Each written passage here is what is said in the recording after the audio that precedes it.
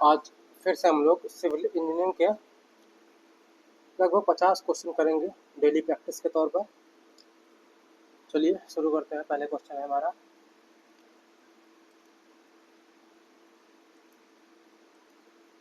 पहला क्वेश्चन हमारा है soundness test of cement detects, यानी साउंडनेस टेस्ट जो है क्या डिटेक्ट करता है सीमेंट में। तो साउंडनेस टेस्ट से पता चलता है, साउंडनेस टेस्ट से पता चलता है कि सीमेंट में फ्री लाइम या मैग्नीशिया है या नहीं, यानी presence of free lime and magnesia. ये जो है साउंडनेस टेस्ट से पता चलता है। ऑप्शन बी सही है।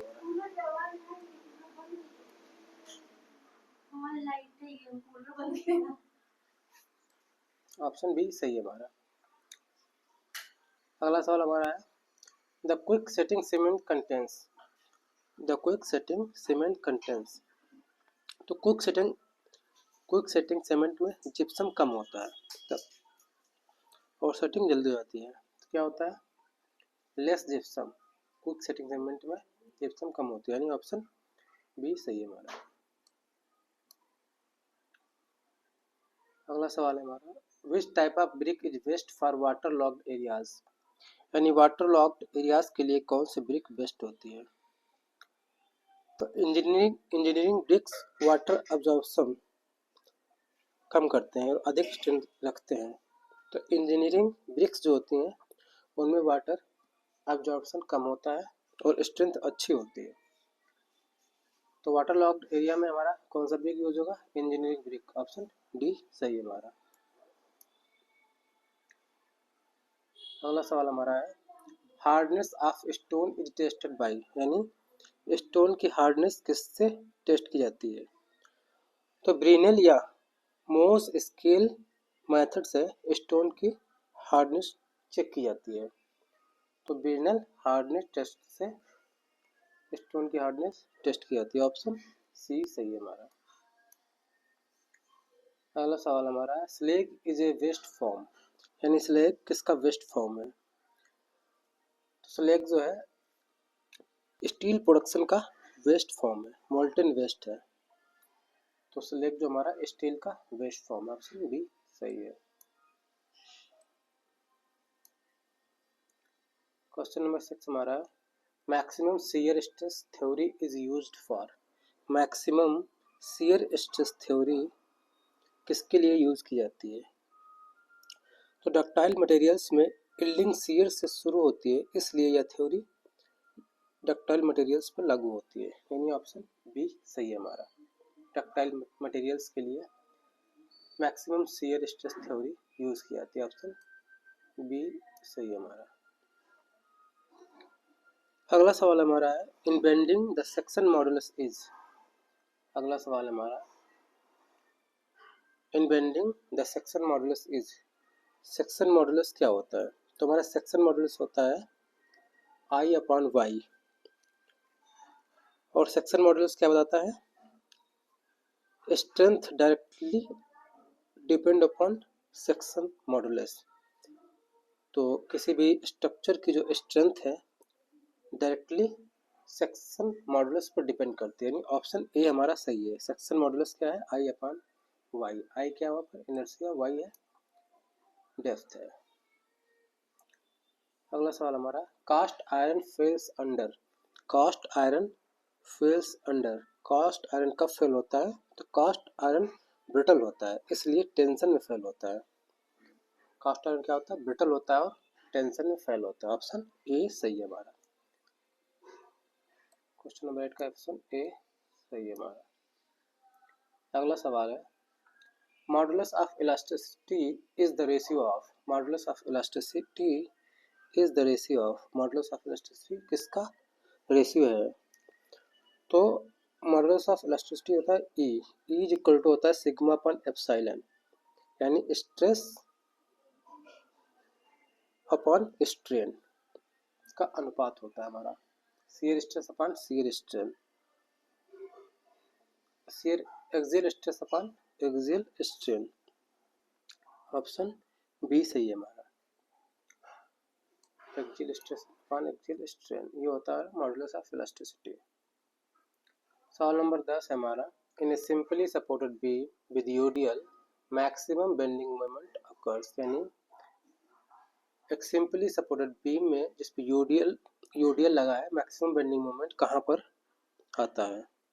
तो एक ऐसा बीम जो सिंपली सपोर्टेड है और यूडीएल लगा हुआ है, उसमें जो है बेंडिंग मोमेंट जो है सेंटर पर आता है। कहाँ आता है? सेंटर पर बेंडिंग मोमेंट मैक्सिमम होता है। ऑप्शन बी सही है। चलते हैं अगले सवाल पर। अगला सवाल हमारा Reynolds number is the ratio of. Reynolds number किसका जो है रेशियो है?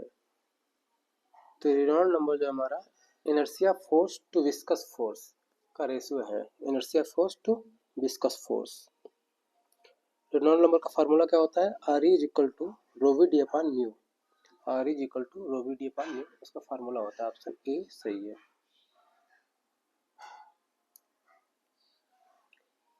अगला सवाल हमारा है Bernoulli's equation is applicable for. Bernoulli's equation किसके लिए अप्लीकेबल होती है? तो बर्नौली इक्वेशन जो हमारा आइडियल फ्लूइड के लिए होती है। आइडियल फ्लूइड कैसा होता है? जिसमें कोई फ्रिक्शन ना हो, नो फ्रिक्शन, स्टेडी हो और इनकम्प्रेसिबल हो। तो हमारा ऑप्शन ए सही है। स्टेडी और इनविसिस्ट फ्लो। ऑप्शन ए सही है। अगला सवाल हमारा unit of kinematic viscosity. Kinematic viscosity की यूनिट क्या होती है?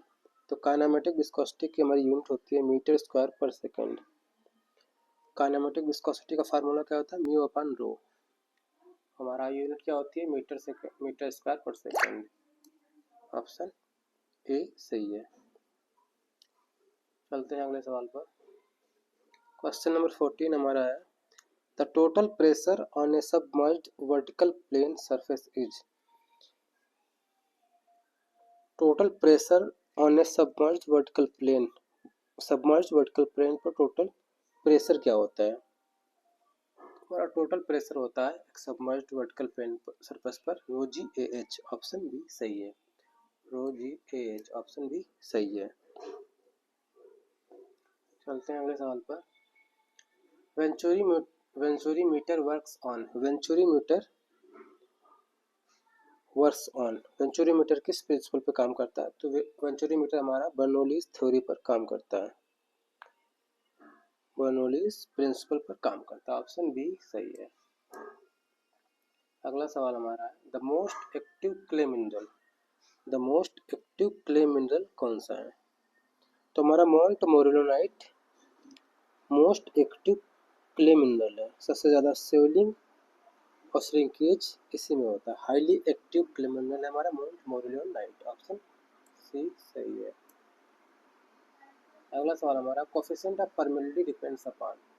Coefficient of permeability depends upon. Coefficient of permeability किस पे डिपेंड करती है?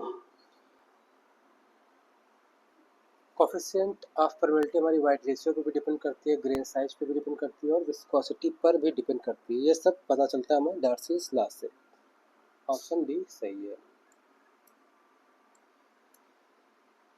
अगला सवाल है हमारा slope failure is generally. Slope failure is generally rotational failure होता है। नेचुरल स्लोप्स में सर्कुलर फेलियर सरफेस होता है। जो नेचुरल स्लोप्स होते हैं उसमें सर्कुलर फेलियर सरफेस होता है, यानी रोटेशनल फेलियर होता है। ऑप्शन ए सही है। चलते हैं अगले सवाल पर। अगला सवाल हमारा standard compaction test is also called. Standard compaction test को और क्या कहते हैं? तो लाइट कॉम्पैक्शन टेस्ट भी कहते हैं। क्या बोलते हैं? Light compaction. तो इसका ऑप्शन क्या होगा हमारा? ऑप्शन ए लाइट कॉम्पैक्शन बोलते हैं स्टैंडर्ड कॉम्पैक्शन टेस्ट को। ऑप्शन ए सही है। अगला सवाल हमारा phi is equal to zero soils are. ऐसी सॉइल्स जिनका फाई जो जीरो होता है वो कौन सी होती है? प्योर क्ले होती है। ऐसी सॉइल्स जिनमें फाई जीरो होता है प्योर क्ले होते हैं, यानी फ्रिक्शन एंगल जीरो हो। फाई क्या हमारा फ्रिक्शन एंगल है। ऐसी क्ले जिनका फ्रिक्शन एंगल 0 हो उसको क्या बोलेंगे? Pure clay. ऑप्शन ए सही है। अगला सवाल हमारा, method of plane table surveying used for location of inaccessible point is. कौन सा मेथड यूज़ किया जाता है प्लेन टेबल सर्वेइंग में? लोकेशन ऑफ, जब हमारी लोकेशन इनएक्सेसिबल हो तो हमारा रीसेक्शन मेथड यूज़ किया जाता है। कौन सा? रीसेक्शन मेथड यूज किया जाता है। आपसे डी हमारा सही है।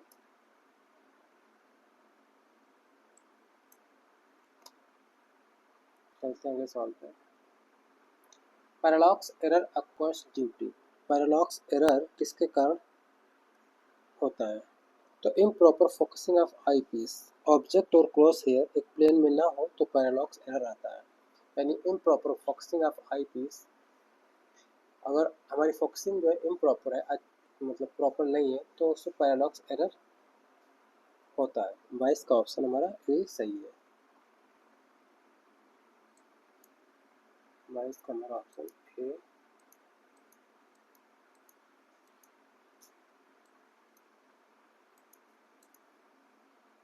ऑप्शन ए सही है। अगला सवाल हमारा, sensitiveness of bubble tube depends upon. Bubble tube का सेंसिटिवनेस किस पे डिपेंड करता है? तो रेडियस ऑफ कर्वेचर पर, रेडियस ऑफ कर्वेचर पर बबल ट्यूब का सेंसिटिवनेस डिपेंड करता है। ऑप्शन ए सही है। अगला सवाल है, अगला सवाल है हमारा, the error due to bad ranging is. Bad ranging की वजह से एरर कौन सा आता है? तो बैड रेंजिंग की वजह से क्यूमुलेटिव एरर आता है। बैड रेंजिंग में लंबाई में गलती हर बार बढ़ती है, यानी जो एरर है जुड़ता जाता है, क्यूमुलेटिव एरर आता है। ऑप्शन ए सही है। अगला सवाल है हमारा, 1 degree is equal to how many miles. 1 degree 17.7 यानी 17.78 डिग्री के बराबर होता है। 1 डिग्री 17.78 माइल्स के बराबर होता है। 1 डिग्री 17.8 माइल्स के बराबर होता है। Most common coagulant use in water treatment. Water treatment में सबसे ज़्यादा यूज होने वाला कोगुलेंट कौन सा है? तुम्हारा एलम जो है, एलम का फार्मूला होता है Al2SO4 का होल साइड। ये क्या करता है? कोलोइडल इम्प्योरिटीज को, एलम क्या करता है? कोलोइडल इम्प्योरिटीज जो होती है उनको फ्लॉक में कन्वर्ट करके सेटल कर देता है। तो मोस्ट कॉमन कोगुलेंट हमारा है एलम। ऑप्शन ए सही है। अगला सवाल हमारा, BOD of water is a measure of. BOD of water is a measure of. BOD क्या मेजर करता है? तो ऑर्गेनिक मैटर। बीओडी क्या करता है? ऑर्गेनिक मैटर मेजर करता है। बीओडी का फुल फॉर्म क्या होता है? Biochemical oxygen demand. Biochemical oxygen demand water में ऑर्गेनिक लोड को शो करता है। ऑप्शन ए सही है।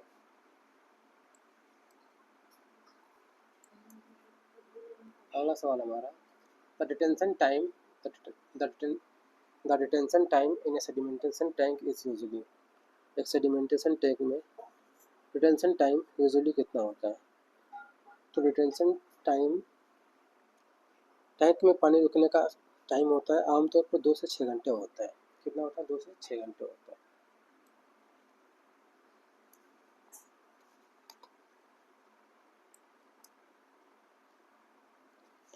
चलते हैं अगले सवाल पर।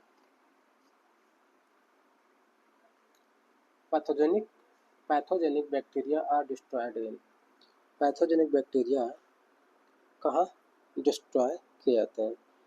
तो क्लोरीनेशन से डिसइंफेक्शन होता है, जिससे डिजीज काजिंग बैक्टीरिया मारे जाते हैं। तो क्लोरीनेशन में पैथोजेनिक बैक्टीरिया डिस्ट्रॉय किया जाता है। ऑप्शन डी सही है। अगला सवाल हमारा, the self cleaning velocity in sewer is. Sewer में सेल्फ क्लीनिंग वेलोसिटी कितनी होती है?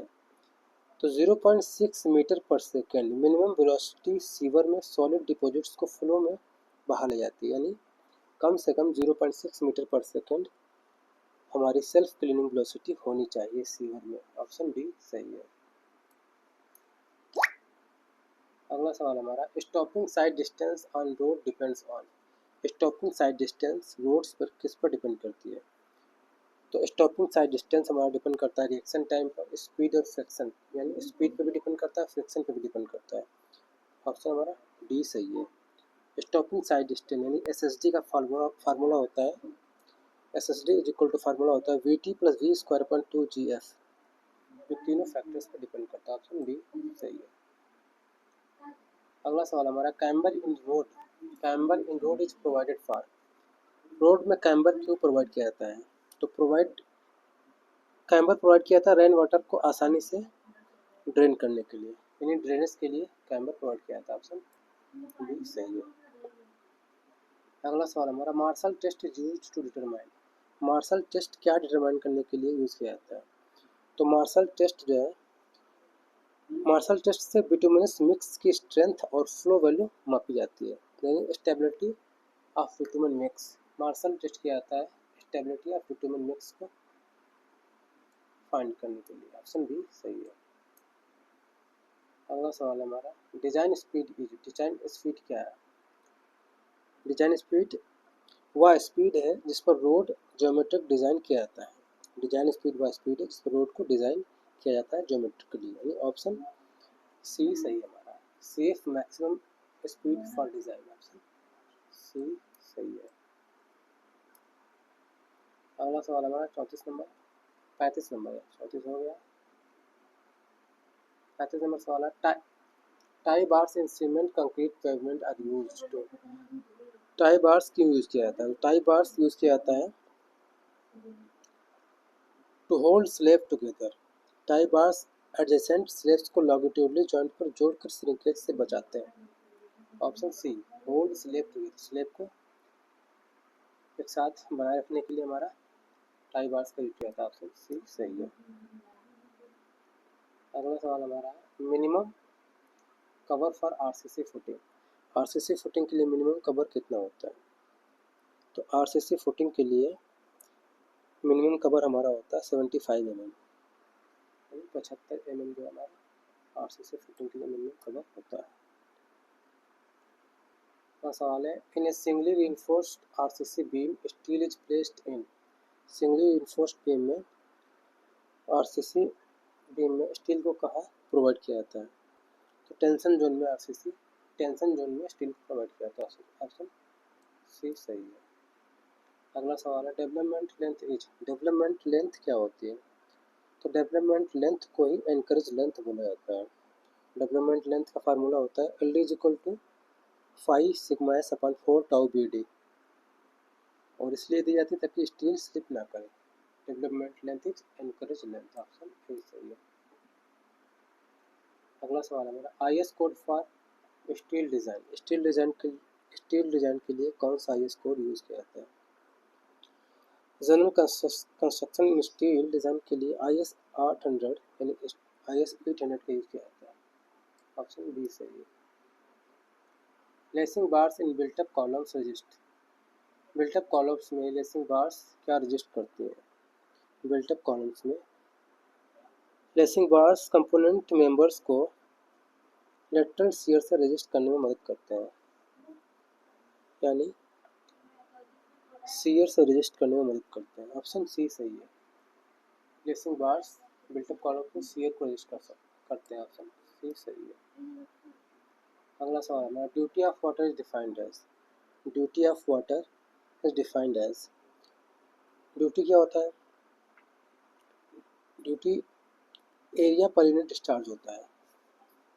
एरिया पर यूनिट डिस्चार्ज, यानी ऑप्शन ए सही। एरिया इरिगेटेड पर क्यूमेक क्या होता है? ड्यूटी। एरिया इरिगेटेड पर क्यूमेक द्वारा ड्यूटी होता है। ऑप्शन ए सही है। Delta is the. डेल्टा क्या होता है? Delta total depth of water required by crop during base period. Delta होता है total depth of water required by crop during base period. Base period के दौरान टोटल डेप्थ ऑफ वाटर जो होते हैं वो होता है हमारा delta. Delta depth on field, water depth on field. Option A सही। डेल्टा क्या है? Water depth on field. Base flow in a stream is due to. Base flow in a stream is due to ground water. Base flow constant रहता है और aquifer से आता है। तो base flow and steam is due to ground water. Option B सही है। अगला सवाल है हमारा, the best method of irrigation for uneven lands. Uneven lands के लिए इरीगेशन करने के लिए कौन सा मेथड बेस्ट है? तो इस अनइवन लैंड्स के लिए स्प्रिंकलर मेथड बेस्ट है, क्योंकि यह यूनिफॉर्म डिस्ट्रीब्यूशन देता है। क्या करता है? यूनिफॉर्म डिस्ट्रीब्यूशन देता है, इसलिए स्प्रिंकलर मेथड बेस्ट है अनइवन लैंड के लिए। ऑप्शन बी सही है। The hydrograph represents. हाइड्रोग्राफ किसको रिप्रेजेंट करता है? तो हाइड्रोग्राफ जो हमें रिप्रेजेंट करता है डिस्चार्ज वर्सेस टाइम को। हाइड्रोग्राफ में ऑर्डिनेट, डिस्चार्ज और अब्सिस्सा टाइम होता है। ऑर्डिनेट क्या है? डिस्चार्ज है, और अब्सिस्सा टाइम है। Hydrograph represents discharge versus time. Option B सही है। क्वेश्चन नंबर 46 हमारा, the unit of measurement for RCC work is. RCC work को किस में मेजर किया जाता है? तो मीटर क्यूब में आरसीसी वर्क को मेजर किया जाता है। ऑप्शन सी सही है।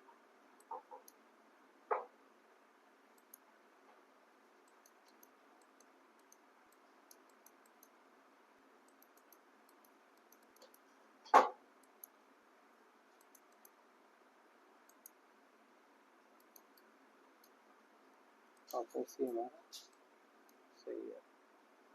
अगला सवाल है, the number of bricks in 1 metre cube brick work. 1 metre cube brick work में कितने ब्रिक्स होते हैं? तो 500 ब्रिक, यानी 500 ब्रिक होते हैं 1 मीटर क्यूब में। ऑप्शन सी सही है। Float in a network indicates. एक नेटवर्क में फ्लोट क्या इंडिकेट करता है? तो फ्लोट कितनी देर कोई एक्टिविटी डिले हो सकती है, इसको इंडिकेट करता है। Project delay. Float in network indicates delay, slack, time available.